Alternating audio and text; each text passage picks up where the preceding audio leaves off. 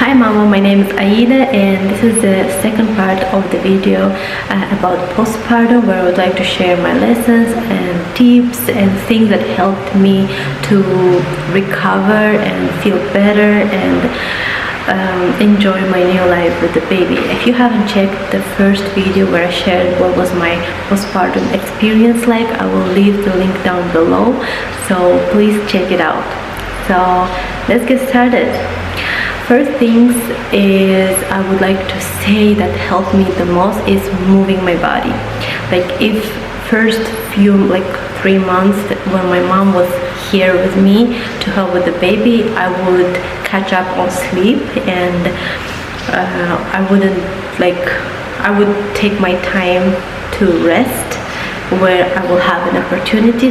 But after my mom left back to Kazakhstan, I started going for walks with my daughter myself, so that helped to improve my mood enormously if I can say so. It helped me a lot. Like going for a walk, it was some sort of a few things together. It was moving my body and it was like a meditation for me, and walking outside was helping me to refresh my mind, my mood. Like it helped me and benefit me in so many different ways. So that's the thing number one that I would suggest, like move your body. And then later on I started adding Pilates, yoga and different types of exercise. And the days when I don't exercise, I can feel it. I feel it in my body, I feel it mentally, and I feel it in my mood. So whenever you have an opportunity, move your body. That will help you so much. Second thing, I would say, try to do things that makes you feel like your old self, that makes you come back to yourself, because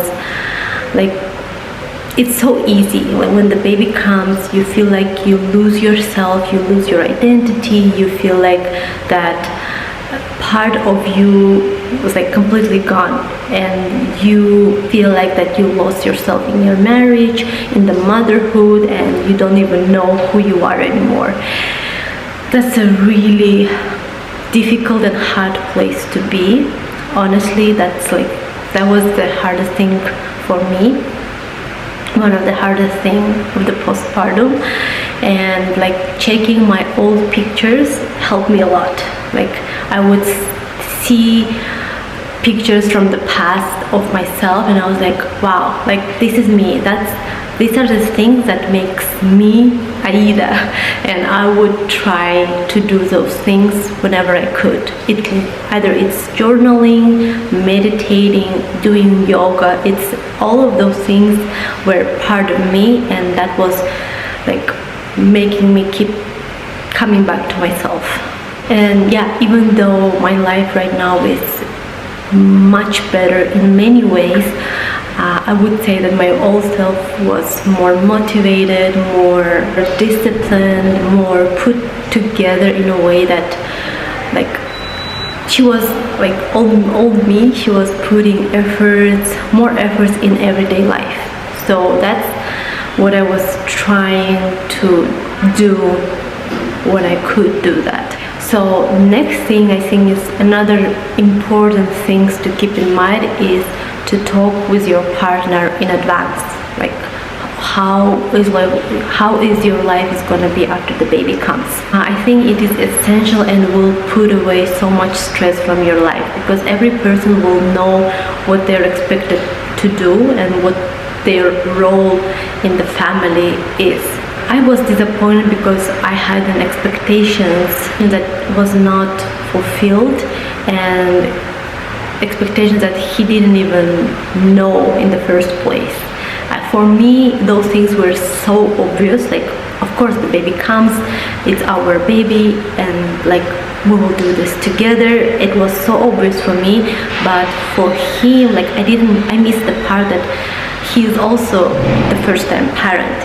He also doesn't know what to do, and it would be much easier for both of us if we would talk about it in advance, and we'll make certain agreements that we will do after the baby comes, and we would avoid so many arguments, so many miscommunication, when we were trying to figure it out things after the baby arrived. But yeah, I would highly suggest to talk with your partner before baby arrives. The next one, after you become a mom, you will have so many people trying to give you advices that you didn't even ask for. Everybody think that they have the right and they have the necessity to put all the advice that they know onto you. I'm missing the part that every child is different. Even though people might have the best intentions for you and for your baby, but not all the advices that you get is applicable for you and for your child. They are not the ones who will live with you or with your baby, because you are the one who will have to deal with the consequences in order, if you do the things that they advise you to do and they want you to do for you and for your baby, but you are the one who will deal with it, and they're not the one who will have to go through the challenges or difficulties that comes with the advice that they give you.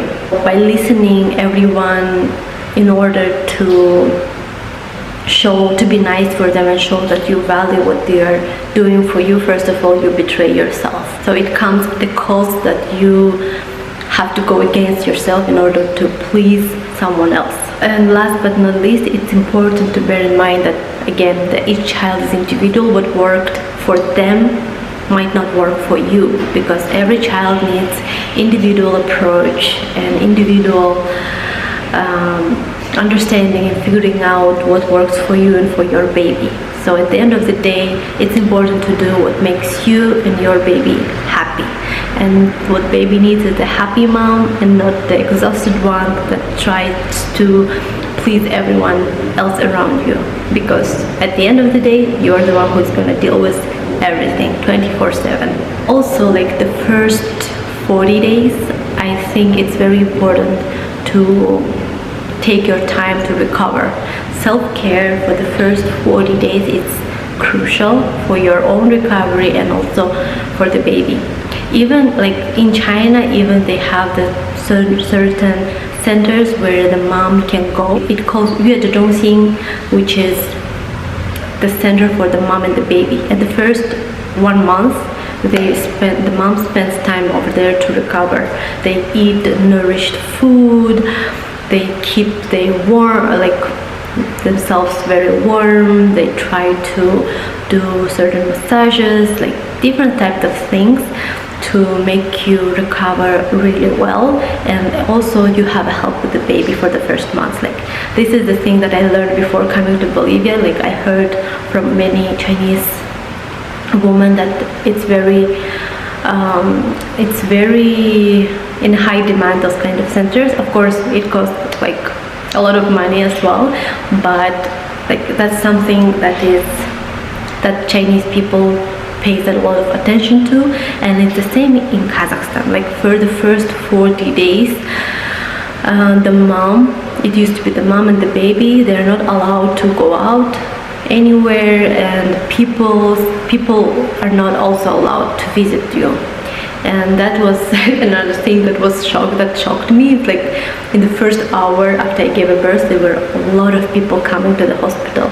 I understand that it is maybe also different culture and different. It was something different for me from my experience, because when I used to go to visit babies in Kazakhstan, usually the baby and the mom, they were always in a separate room, and you are not allowed to see the baby for the first 40 days. So I understand right now where it comes from, the traditions and how important they are, because after giving a birth, the least thing you want to do is to meet other people, I think, because you are kind of a little bit shock yourself, especially being as a first-time mom. So yeah, that's something that was, I think it's important to keep in mind. To try. I know it's not always possible to try for the first 40 days to take your time and pay attention and take a good care of yourself. And the last thing that was helping me to feel better, like during the postpartum and recover, and mentally especially, it was taking time for myself every day, to try at least, because it's not always possible, at least 10 minutes to just take a deep breath and catch up on with your thoughts. Right now, like sometimes when I didn't have that time, I would, like, the only time I could do it at night, and going to sleep very late, because after Aisha fell asleep, I had that window where she wouldn't breastfeeding, and she will sleep at least by herself for some time, and that time I could be in a quiet space all by myself and like just mindlessly do nothing. So those things, like, they were so important for me, even though I would sacrifice my sleep at night because I wanted to be like just by myself. That helped me a lot.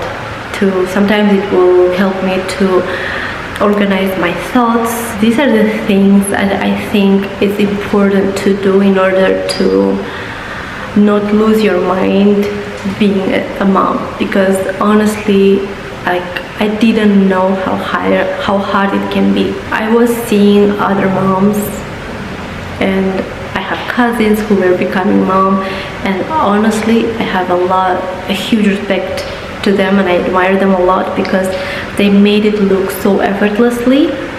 Then I thought it's not a big deal, like really, like, oh, to give a birth and to become a mom, like everybody's doing it, it's not a big deal. I'm sorry to say that right now, and after experiencing it myself, I understand how hard it is. It's a full-time job that is not, I think, appreciated enough. I hope these tips will also help you to better and make you not lose yourself in motherhood and to feel it like yourself again. That's for sure helped me. It's also about time management and to find a way to incorporate these things into your routine. Maybe that's a topic for another video. I hope this video was helpful. Please leave me a comment and let me know, if you are a mom, what was the thing that helped you, and what are maybe there's other things that you're struggling with. Thank you so much for watching, and I will see you in the next one. Bye.